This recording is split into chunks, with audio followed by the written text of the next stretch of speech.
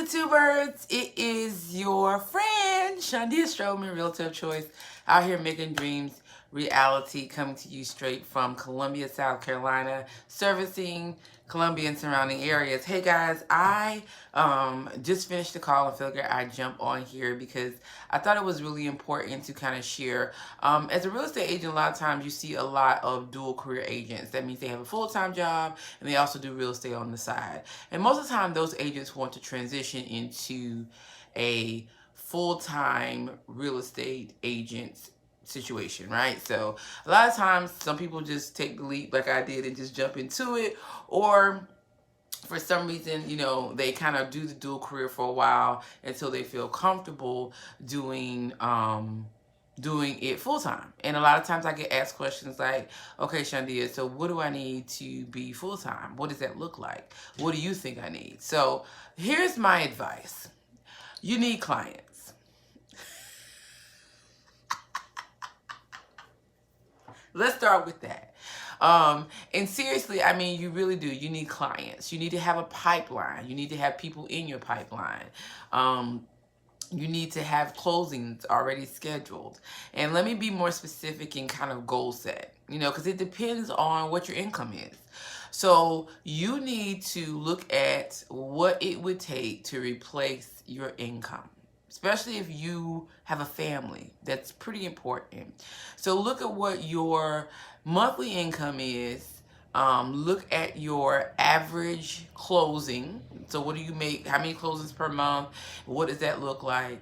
And I would personally make sure that I have enough closings to replace my income for at least the next 3 months. And that 3 months is because everything you do today in real estate does not bear you fruit until about 90 days. So your work is 90 days out.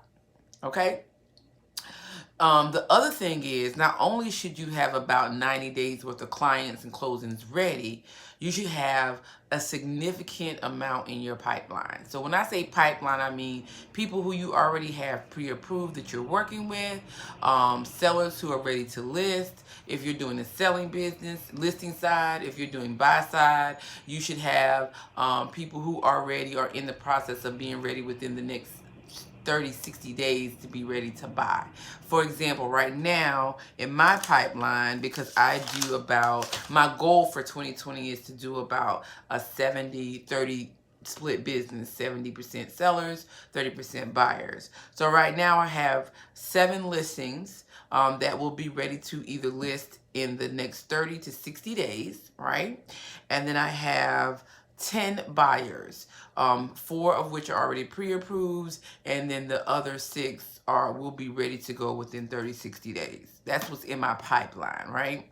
And I would like to have more than that, so I'm working on getting some additional people in my pipeline. You should always have people in your pipeline and be working that pipeline and looking at that pipeline and have goals for that pipeline.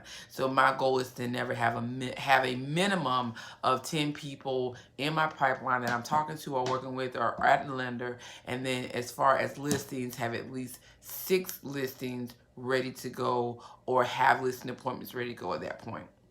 Okay, so super important that you plan for the dual career transition, because it's so important for your sustained success. Because what I've learned is if you jump out into real estate without a plan, it's kind of sink or swim. And it's easy to get discouraged. And we don't want you to get discouraged because it's an amazing business to be in.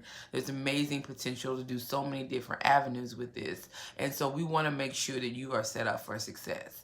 So make sure you have clients that can at least get your income. And by clients, I mean clients that are closing, right? So make sure you know, hey, let's say your income is $2,000, $2,500. Let's say that, right?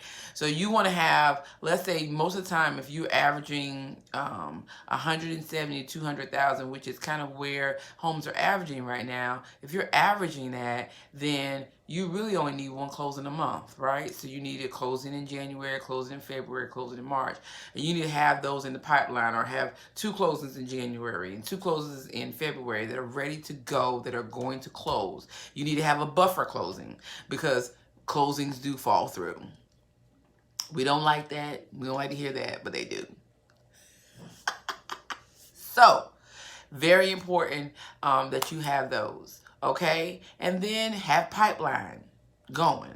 And when you're comfortable with that piece of it, so you have business to sustain you and business to be consistent with, then I would say transition.